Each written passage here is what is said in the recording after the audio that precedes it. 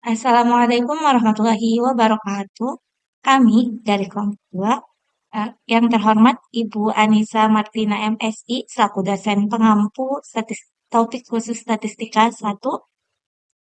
Di sini kami kelompok 2 akan membahas tugas proyek kami tentang Hidden Markov Model atau HMM dengan data observasi, analisis data aktual, pengamatan curah hujan tahun 2014 sampai 2023 di Kota Pamekasan, Madura, menggunakan metode Hidden Markov Model atau HMM. Sebelum masuk ke materi, izinkan kami kelompok 2 memperkenalkan diri. Di sini saya Tifa Astrianti selaku moderator, rekan saya. Ada saya, Salva Adila, dan saya Aulia Putri-Adista. Lanjut, di sini kami akan membahas dari daftar isi sendiri. Yang pertama ada pendahuluan, yang kedua ada definisi mengenai HMM, selanjutnya komponen dalam HMM, proposisi 4.1, analisis khusus, proposisi 4.2, analisis pengamatan, aplikasi HMM, dan selanjutnya ada kesimpulan. Untuk materi pertama yang akan dijelaskan oleh rekan saya yaitu Salva, kepadanya saya persilahkan.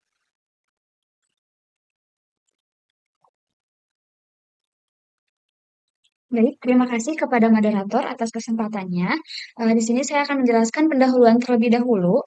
Adapun latar belakang dari penelitian ini ialah data yang kita ambil itu curah hujan aktual dari Kota Pamekasan, Madura pada periode 2014 sampai 2023, di mana data tersebut tuh menunjukkan fluktuasi tinggi akibat pengaruh tersembunyi seperti El Nino dan juga monsoon. Nah, MM ini tuh dipilih karena mampu memodelkan state tersembunyi serta probabilitas transisinya secara probabilistik. Adapun urgensi dari penelitian ini ialah karena metode konvensional sulit mendeteksi perubahan curah hujan secara akurat. Sementara HMM ini mampu memberikan probabilitas state masa depan yang krusial untuk peringatan dini bencana dan juga pertanian di Pamekasan. Nah, data curah hujan aktual ini merupakan data historis terbaru yang hasil analisisnya langsung relevan dengan pola iklim lokal Madura. Nah, selanjutnya di sini ada definisi dulu mengenai HMM. Sebelum ke definisi, di sini ada latar belakang gitu. Dalam kehidupan nyata itu banyak sekali fenomena yang tidak dapat diamati secara langsung, melainkan hanya melalui gejala atau data yang dihasilkan. Sebagai contoh, loyalitas pelanggan yang tidak dapat diketahui secara pasti, tetapi dapat diperkirakan melalui frekuensi transaksi dan juga pola pembelian. Nah, oleh karena itu diperlukanlah suatu model yang mampu menghubungkan data observasi dengan keadaan sebenarnya, yaitu HMM. Adapun definisi HMM ini ialah model probabilistik yang digunakan untuk memodelkan suatu sistem yang mengalami perubahan keadaan dari waktu ke waktu, di mana keadaan sebenarnya itu tidak dapat diamati secara langsung, tetapi hanya dapat diketahui melalui data yang dihasilkan.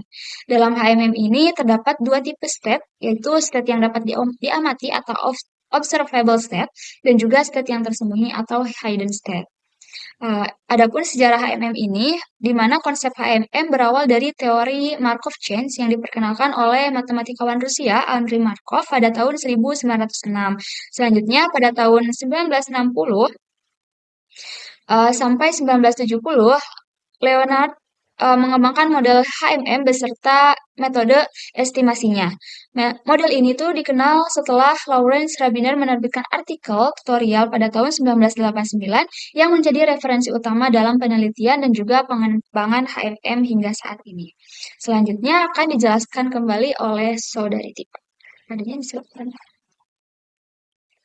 Terima kasih kepada Salva yang telah menjelaskan materinya.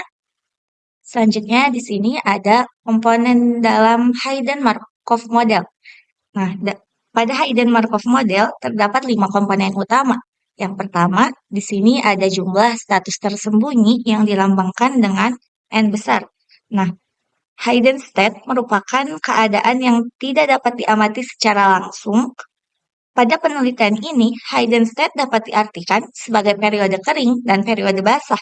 Yang kedua, ada jumlah simbol observasi yang dinotasikan dengan M. Ini merupakan data yang dapat kita amati secara langsung. Nah, ini adalah keluaran yang dapat kita amati dengan notasi V sama dengan V1, V2, sampai PM.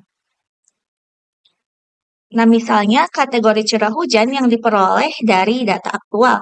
Selanjutnya ada matriks transisi status yang dinotasikan dengan A. Matrik ini berisi peluang perpindahan dari suatu hidden state ke hidden state lainnya. Misalnya, peluang dari periode kering berubah menjadi periode basah dengan notasi A sama dengan AIJ, I lebih besar atau sama dengan 1, J lebih kecil atau sama dengan N. Lanjut yang keempat, ada matriks emisi atau observasi yang dinotasikan dengan B yang berisi probabilitas emisi. Nah, matriks ini menunjukkan peluang suatu hidden state yang menghasilkan observasi tertentu dengan notasi B sama dengan BJK. J lebih besar atau sama dengan 1, lebih kecil atau sama dengan N. Yang kelima ada distribusi status awal atau P adalah probabilitas status tersembunyi pada waktu pertama atau T sama dengan 1. Dengan notasi P sama dengan PI, 1 kurang dari sama dengan I, kurang dari sama dengan N. Lanjut.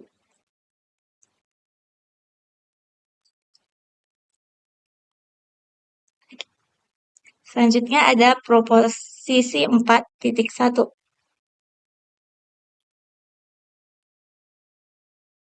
Pada slide ini, ditunjukkan bahwa hidden state tidak dapat diamati secara langsung. Kita masih dapat membentuk matriks transisi untuk state observasi.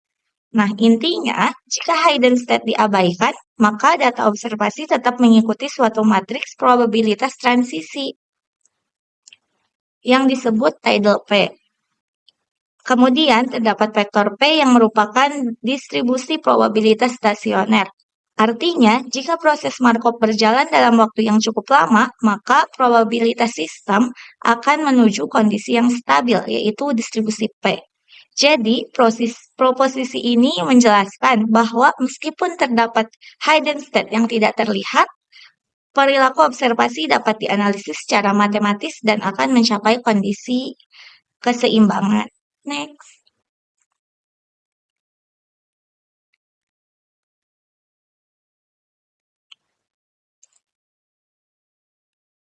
Analisis kasus khusus.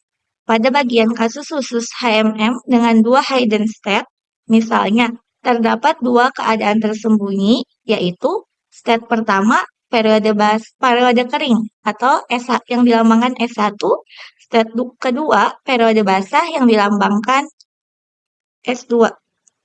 Masing-masing hidden state memiliki distribusi probabilitas observasi yang berbeda. Kemudian, distribusi observasi secara keseluruhan dibentuk dari kombinasi kedua state.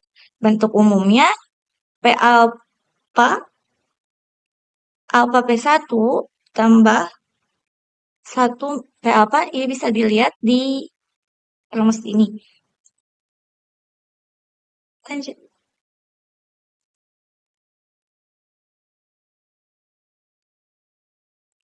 Definisi model 2 hidden state. Nah, HMM dengan 2 hidden state adalah model yang mengasumsikan bahwa data observasi yang kita lihat berasal dari campuran distribusi probabilitas yang berbeda, masing-masing terikat dengan satu status tersembunyi. Dan kita ingin mengestimasi proporsi campuran atau alpha berdasarkan data yang tersedia. Hidden Markov model dengan 2 status tersembunyi yang didefinisikan sebagai berikut. Tujuan estimasinya itu ialah cari nilai alpha 0,1 agar P alpha-nya sedekat mungkin dengan Q. Terus ada hidden state.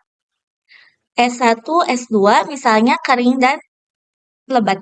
Terus observable state 1, 2, sampai N, misalnya perilaku pelanggan, simbol DNA, atau kategori curah hujan. Emission probabilities dari S1, P1 sama dengan P11, P12, sampai P1N transpose dari S2 atau state 2, P2 sama dengan P21, P22, sampai P2N transpose. Distribusi hidden state alpha dikurangi P1 1 min alfa sama dengan PS2. Nah, model marginal distribusi observasi gabungan P alfa min alfa P1 ditambah 1 min alfa P2. Nah, data observasi aktual Q sama dengan Q1, Q2, sampai Qn transpose. Nah,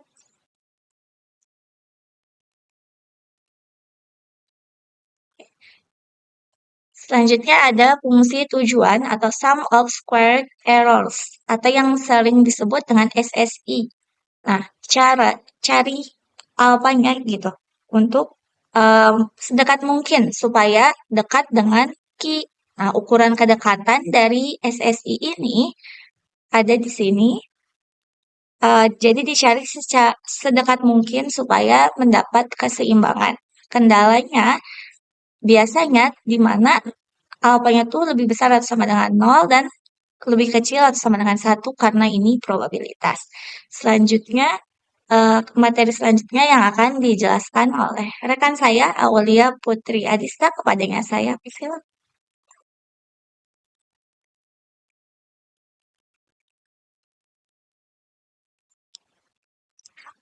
Oke, selanjutnya yaitu mengenai penyederhanaan fungsi tujuan gitu ya. Nah, untuk slide ini kita tuh akan melakukan langkah awal dalam proses estimasi parameter alfa, yaitu menyederhanakan bentuk fungsi tujuan agar lebih mudah diolah secara matematis. Nah, kemudian untuk fungsi tujuan ini kita itu kan ingin mencari nilai alfa gitu ya, meminimalkan sum of square errors atau SSI, yaitu antara distribusi observasi gabungan dari model dan distribusi observasi aktual dari data. Yaitu untuk rumusnya tadi sudah dijelaskan oleh rekan saya gitu ya di slide sebelumnya. Nah, di sini kita akan menulis ulang suku di dalam kuadrat gitu ya. Nah, kemudian bisa diuraikan seperti yang tertera pada slide.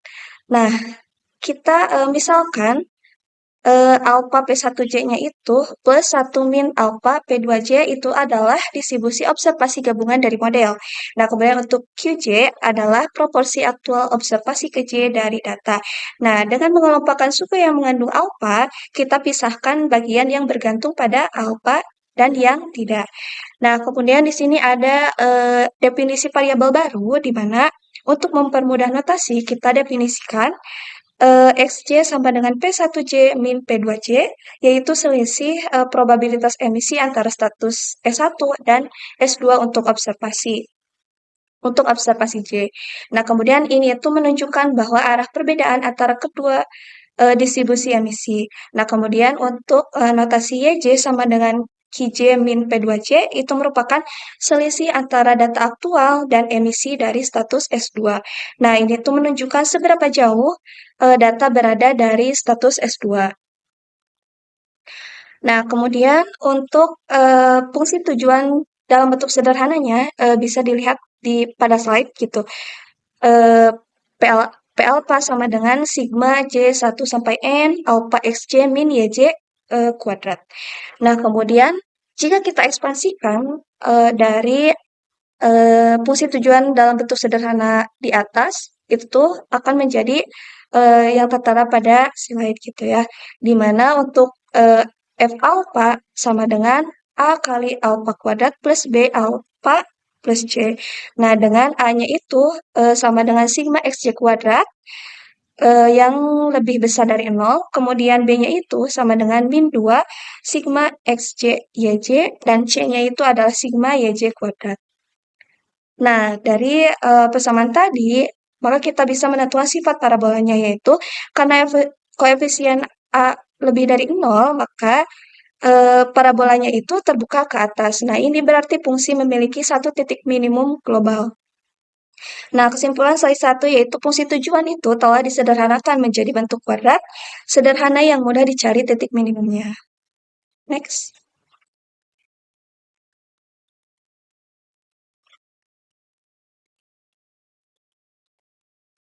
Oke, untuk slide selanjutnya yaitu mengenai solusi tanpa kendala dan interpretasi geometris. Nah, untuk slide ini kita itu akan membahas dua hal penting, yaitu cara mencari solusi tanpa kendala atau unconstrained dan makna geometris dari solusi tersebut. Nah, yang pertama yaitu ada solusi tanpa kendala atau unconstrained, yaitu yang pertama kita mencari titik minimum gitu. Karena F alpha adalah parabola terbuka ke atas, maka titik minimum dicapai saat turunan pertama sama dengan nol. Nah, jadi F aksen alfa sama dengan 2A kali alfa plus B sama dengan 0. Nah, jadi dengan dengan A dan B-nya yang sudah kita ketahui sebelumnya gitu, maka kita bisa em, membentuk alpha constraint yaitu adalah sigma xj per sigma xj kuadrat. Nah, kita substitusi kembali dengan mengganti xj-nya itu menjadi P1J min P2J. Kemudian dengan yj-nya itu Qj min P2J. Maka untuk alpha constraint itu tuh bisa dilihat gitu ya di slide untuk rumusnya. Nah, kemudian nilai ini kemudian disebut dengan tau. Nah, seperti yang akan kita nyatakan dalam proposisi 4.2. Nah, kemudian ada interpretasi geometris dalam R pangkat N. Nah, di sini kita dapat memvisualisasikan semua distribusi sebagai vektor di ruang N dimensi, yang dimana ada 4 poin. Yang pertama yaitu P1 dan P2 adalah dua titik dalam ruang tersebut atau disebut dengan distribusi emisi. Nah, kemudian Q adalah titik yang mewakili data observasi aktual. Kemudian D sama dengan P1 min P2 yaitu vektor arah dari P2 menuju P1. Dan U sama dengan Q min P2 merupakan vektor dari P2 menuju Q. Nah, kemudian ada proyeksi skalar, di mana taunya itu tadi adalah proyeksi skalar dari vektor U ke arah vektor D. Nah, dengan taunya itu sama dengan U, D per eh, vektor D kuadrat. Nah, di sini U, D itu adalah dot product atau hasil kali titik antara U dan D. Dan vektor D kuadrat adalah kuadrat panjang vektor D. Nah, kemudian dengan sudut theta, jika tetanya itu adalah sudut antara U dan D, maka taunya itu adalah vektor U dikali cos theta per vektor D. Nah, jadi untuk makna geometrisnya, tau itu menunjukkan seberapa jauh posisi Q dari P2 menuju P1, kemudian tau sama dengan 0 adalah Q berada dekat dengan P2. Nah, datanya itu mirip dengan status S2. Nah, kemudian tau sama dengan 1 merupakan Q berada dekat dengan P1, yaitu datanya mirip dengan status S1. Nah, kemudian jika taunya itu kurang dari 1, lebih dari 0, maka Q berada di antara P2 dan P1. Nah, kesimpulan untuk slide ini adalah solusi tanpa kendala tau dapat dihitung dengan rumus proyeksi dan secara geometris tau menunjukkan posisi relatif data observasi terhadap kedua distribusi emisi. Next. Oke, selanjutnya yaitu ada kendala alpha elemen 0,1 karena probabilitas. Nah, di sini meskipun kita sudah mendapatkan solusi tanpa kendala tau, nilai ini belum tentu berada di antara 0 dan 1. Nah, padahal karena alpha adalah probabilitas, maka harus memenuhi alpha kurang dari sama dengan 1 dan alpha lebih dari sama dengan 0. Nah, di sini ada perilaku fungsi parabola. Nah, karena F alpha adalah parabola terbuka ke atas gitu, maka jika titik minimum tau berada di dalam interval 0,1, maka solusi optimalnya adalah tau. Nah, kemudian jika titik minimum tau berada di sebelah kiri interval, atau bisa kita sebut kurang dari 0 gitu, maka dalam interval 0,1 fungsi terus naik. Nah, mengakibatkan nilai minimum terjadi di alpha sama dengan 0. Nah, kemudian jika titik minimum tau berada di sebelah kanan interval atau lebih dari 1, maka dalam interval 0,1 fungsi terus turun. Nah, ini mengakibatkan nilai minimum terjadi di alpha sama dengan 1. Oke, untuk slide ini itu karena alpha adalah probabilitas, kita harus membatasi nilainya antara 0 dan 1. Nah, caranya adalah dengan mengklip tau ke interval tersebut. Next.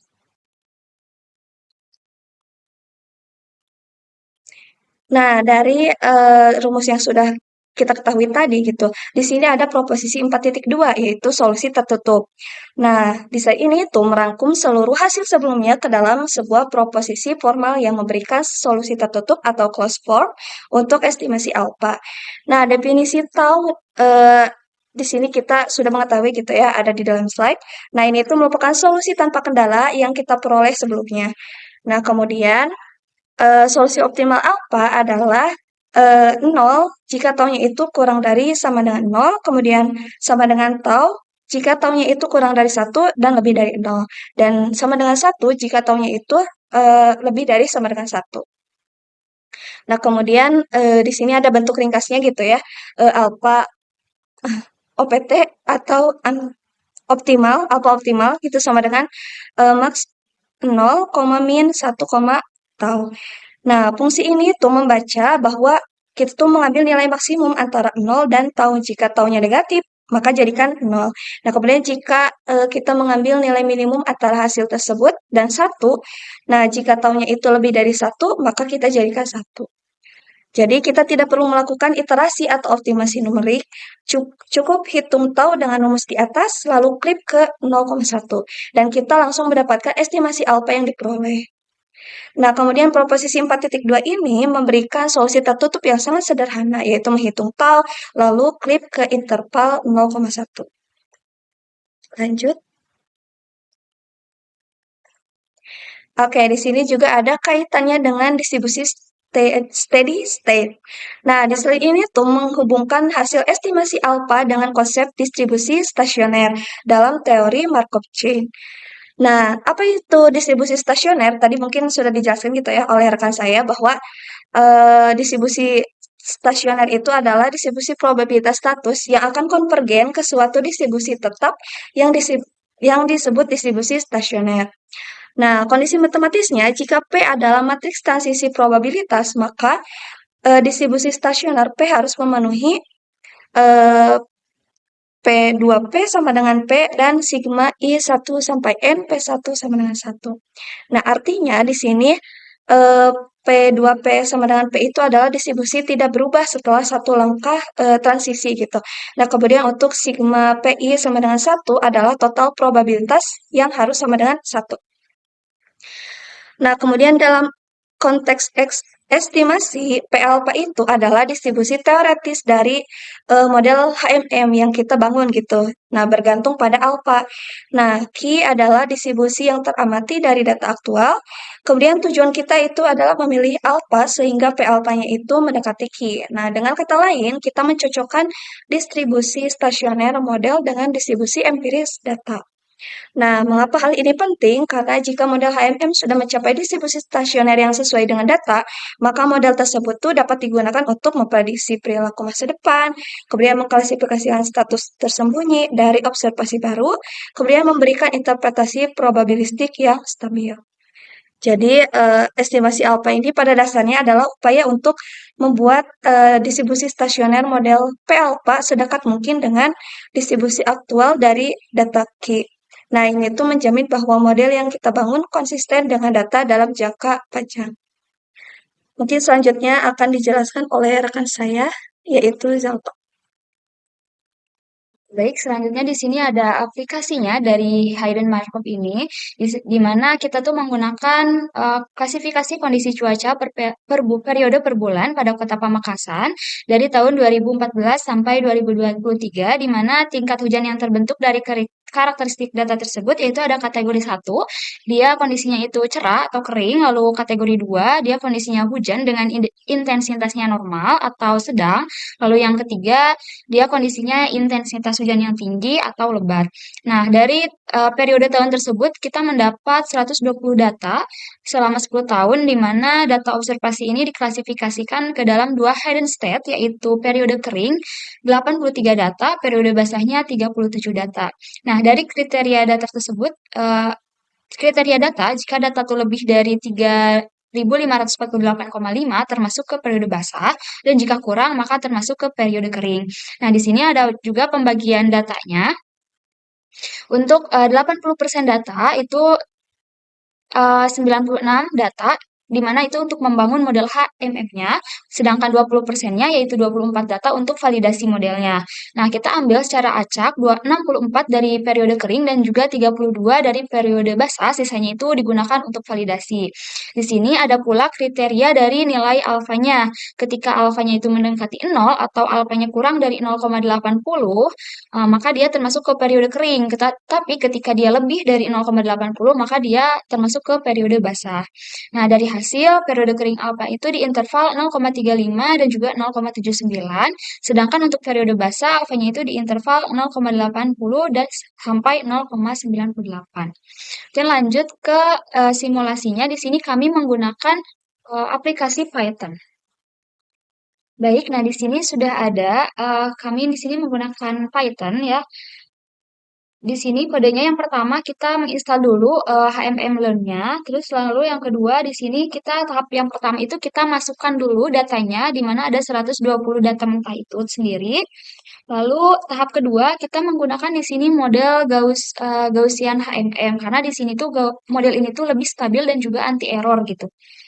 Nah, selanjutnya tahap ketiga kita tuh di sini mentransformasi menjadi probabilitas posterior menjadi 3 kategori.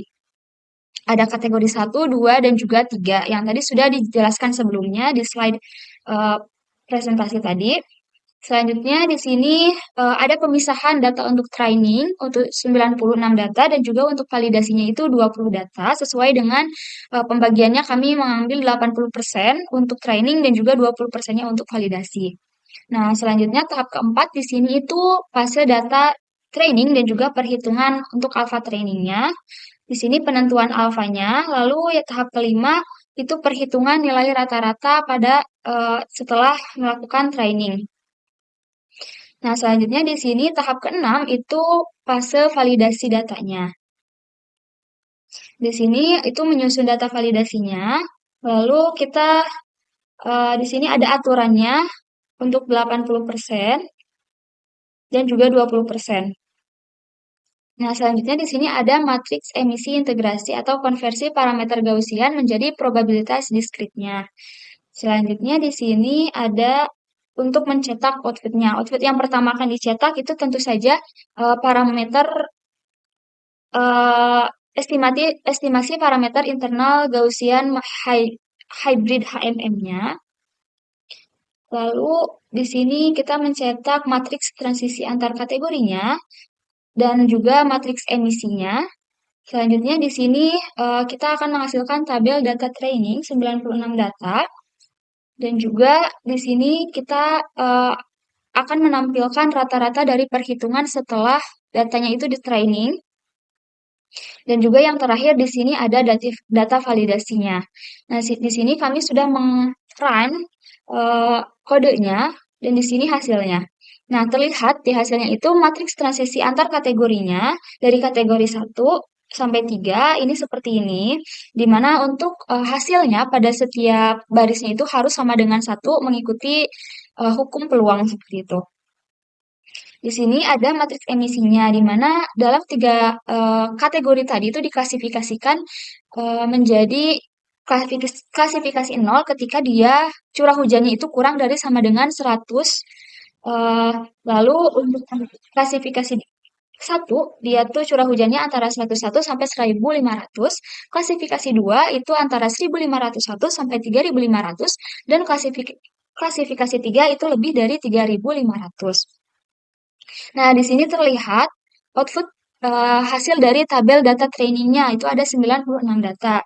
Di sini data aktualnya, ini tuh nomor aslinya, maksud nomor asli di sini tuh, ini tuh data pertamanya yang dimasukkan tadi di inputnya gitu. Nah, di sini data aktualnya, lalu ini peluang setiap kategorinya, dan ini nilai alfanya. Di sini juga ada state-nya, ketika dia kurang dari 0,80 termasuk dia periode yang kering atau hidden state-nya yang kering. Kalau dia lebih, maka dia periode yang basah. Di sini dapat dilihat yang periode basah ada di eh, nomor yang ke-78 sampai 96. Selanjutnya di sini ada pula nilai rata-ratanya Yang pertama untuk hidden state yang periode kering, di sini rata-ratanya untuk ini 0,18 untuk yang kategori 1, 0,26 untuk kategori 2, dan 0,56 untuk kategori 3.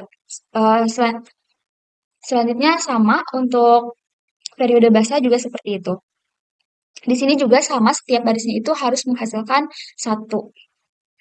Dan di sini yang terakhir untuk melihat tabel data validasinya, di sini ada 24 data. Di sini terlihat bahwa state keringnya ada lebih banyak gitu daripada periode basahnya.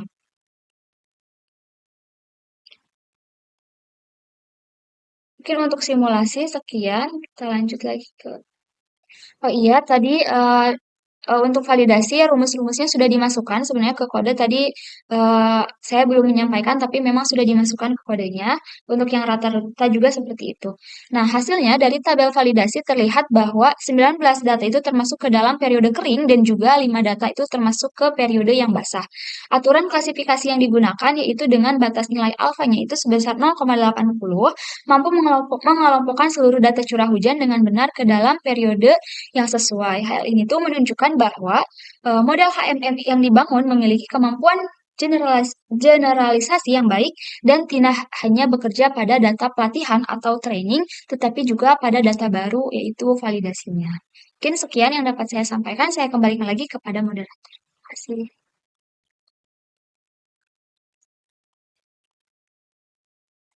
Nah, terima kasih kepada rekan-rekan saya yang telah menyampaikan materinya. Sekarang bagian kesimpulan dari yang tadi gitu HMM beserta data observasinya.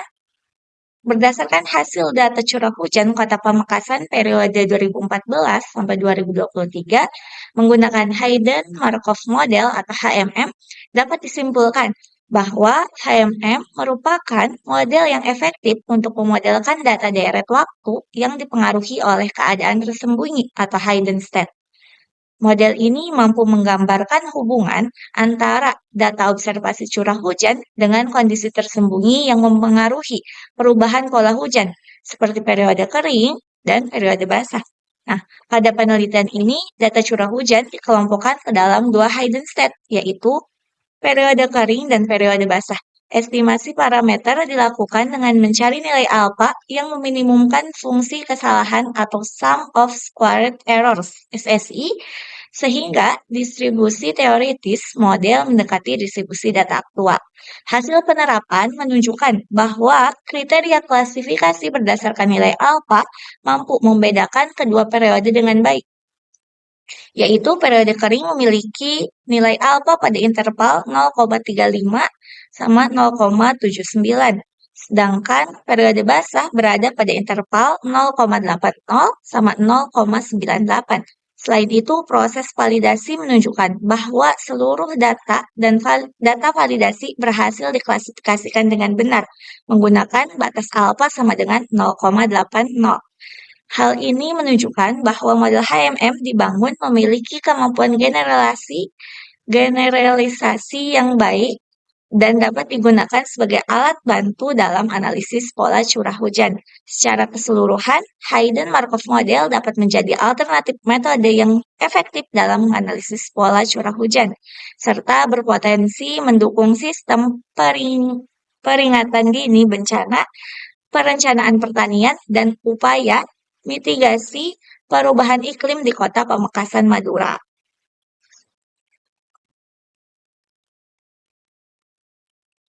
Mungkin sekian yang dapat kami sampaikan.